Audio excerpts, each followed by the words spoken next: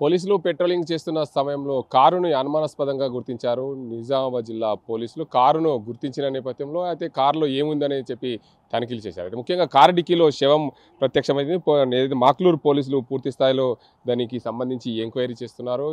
ఆ సమయంలో ఆ కారు స్పీడ్గా వెళ్ళిన సమయంలో పోలీసులు అక్కడ పెట్రోలింగ్ చేస్తున్న సమయాన్ని గుర్తించి అక్కడ పోలీసులు అయితే ఆ కారు డిక్కీని ఓపెన్ చేయగా అందులో శవం కనిపించింది. ఒక్కసారిగా పోలీసులు దిగ్భ్రాంతికి గురయ్యారు. మనతో మాట్లాడేందుకు నిజామాబాద్ రూరల్ సిఐ సురేష్ కుమార్ అసలు సార్ చెప్పండి, ముఖ్యంగా ఏదైతే కారు డిక్కీలో శవం అసలు ఏం జరిగింది, ఆ కారు డిక్కీలో శవం తీసుకురావడానికి అసలు ఎలాంటి ప్రయత్నం చేశారు, అతను శవాన్ని కప్పిపుచ్చే ప్రయత్నంలో ఎలాంటి లోటుపాట్లు కానీ దానికి సంబంధించి ఏం చర్యలు తీసుకుంటున్నారు మీరు?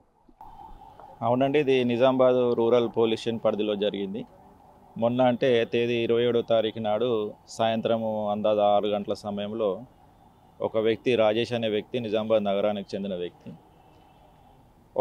ఈ చనిపోయిన వ్యక్తి అయినట్టు కమల ఆమె పేరు. ఈ కమల చెడు వ్యసనాలకు బానిస అయింది.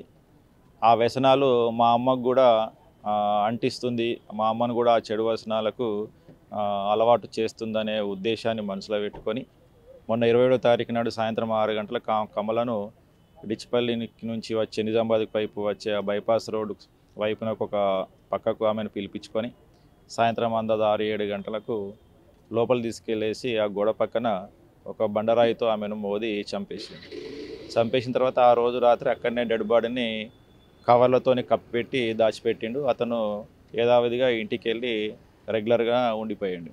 తర్వాత తెల్లారు ఏం చేసిండు అంటే నిన్న 28వ తారీఖు నాడు ఆ డెడ్ బాడీ అక్కడే ఉంటే నేను దొరికిపోతాను లేదా పోలీసులు నన్ను పట్టుకుంటారనే ఒక భయం అతనికి వచ్చి దాన్ని ఏ విధంగానన్నా డెడ్ బాడీని తీసుకుపోయి ఏదైనా కాలువలో కానీ పొదలలో పడేద్దామన్న ఉద్దేశంతో ఒక కారును తీసుకొని అక్కడికి వెళ్ళి చంపిన ప్రదేశానికి వెళ్ళి ఆ కారు డిక్కీలో డెడ్ బాడీ వేసుకొని వేగంగా మాక్లూరు వైపు అనగా ఆర్మూర్ రోడ్డు వైపు వెళ్తూ నిజాం సార్ కెనాల్ కట్ట వైపు మరుతున్నప్పుడు టర్న్ తీసుకుంటున్నప్పుడు అదే సమయంలో మాక్లూరు పోలీసు వాళ్ళు గస్తీ తిరుగుతున్నటువంటి బీట్ కానిస్టేబుల్ ఆ విషయాన్ని గమనించి అంటే వేగంగా వెళ్తున్న కారును గమనించి అనుమానం వచ్చి దాన్ని ఫాలో అయిపోయి ఆగిన ప్లేస్కి వెళ్ళేసి ఆ కారును చెక్ చేయగా కారు డిక్కీలో ఒక మహిళా మృతదేహం కనిపించింది. దాంతో పోలీసు వారం పూర్తిగా ఎంక్వైరీ చేసి వాస్తవాలను కనుక్కొని రాజేష్ పైన కేసు నమోదు చేసి కోర్టు ముందు ప్రవేశపెట్టడం జరిగింది. అయితే సార్ చెప్పండి, ఆ రాజేష్ కారు తన సొంత కారా లేకపోతే కిరాయికి తెచ్చుకున్నాడా? ఆ కారు నడిపేవాడు ఏంది? అతను కారు డ్రైవింగ్ చేస్తూ ఉంటాడు, డైలీ వేజెస్ లాగా వెళ్తూ ఉంటాడు. అతను చాలామంది దగ్గర కార్లు తీసుకొని వచ్చేసి కిరాయికి తీసుకొని వచ్చి నడిపిస్తూ ఉంటాడు. అదే మాదిరిగా నిన్న కూడా ఒకరి వద్ద కారు కిరాయి తీసుకొని వచ్చి పని చేశాడు. రాజేష్కి ఏమైనా నేర చరిత్ర ఉందా గతం? లేదు, గతంలో ఎటువంటి నేర చరిత్ర ఏం లేదు. అంటే కమల అనే వ్యక్తి ఒక రోజు ముందు అదృశ్యమైనట్లు మీకు ఏమైనా ఫిర్యాదు వచ్చింది? ముందు రాలేదు. అదే రోజు అంటే 28వ తారీఖు నిన్న మార్నింగ్ ఉదయం మాకు 7-7:30 సమయంలో మాకు రాత్రి ఇంకా కమల రాలేదని చెప్పేసి పొద్దున్న వచ్చేసరికి మొదట మేము మిస్సింగ్ కేసుగానే నమోదు చేసుకున్నాము. ఆ మిస్సింగ్ కేసుని ఇప్పుడు మర్డర్ కేసుగా మార్చుకున్నాము. అయితే పూర్తి స్థాయిలో ఇంకా ఏమన్నా దర్యాప్తు చేసేది ఉందా? ఆ వ్యక్తి పైన ఎలాంటి గతంలో ఇప్పుడైతే నేర చరిత్ర లేదంటున్నారు. ఇంకా ఈ ఒక్క ఆమెనే కాకుండా ఇంకెవరినైనా చంపి పూడ్చినట్లు కానీ ఇంకేమైనా ఘటనలు ఈయన పైన ఏమైనా అలిగేషన్స్ ఏర్పడే అవకాశాలు ఉన్నాయి? అవును, ఇంకా ఎంక్వైరీ మిగిలి ఉంది. అతను కొన్ని అలిగేషన్స్ చేస్తున్నాడు ఆ చనిపోయిన ఆమె మీద. అవి నిజమా వాస్తవం అనేది తెలియాలి. ఒక ఆడదాని మీద ఆ విధంగా అవాస్తవాలు మాట్లాడుతుండా నిజమా మాట్లాడుతుందా అనేది తెలియాల్సింది. దానిపైన ఇంకా విచారణ చేస్తున్నారు.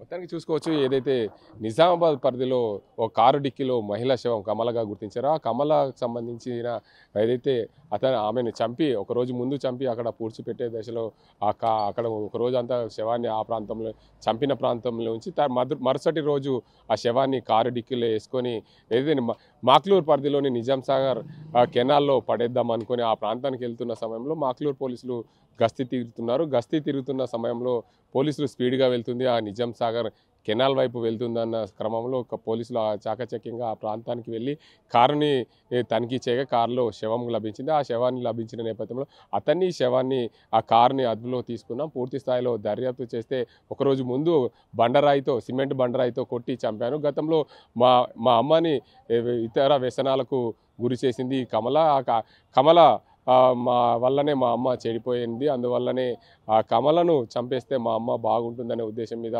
కమలను చంపే దిశగా ఆమె పన్నాగం పన్నాడు. అయితే కమలను చంపిన పూర్తి స్థాయిలో నా మీదికి ఎలాంటి కేసులు రాకుండా ఉండే విధంగా నిజాం సాగర్ కెనాల్లో పడేద్దామని పోయాడు. కానీ అతని ప్రయత్నం విఫలమైంది. అతనిపైన ఏదో ఒక మహిళ పైన అనవసర ఎలిగేషన్ చేస్తున్నాడు. దానిపైన ఇంకా పూర్తిగా రాజేష్ పైన పూర్తిగా ఎంక్వైరీ చేస్తున్నాం.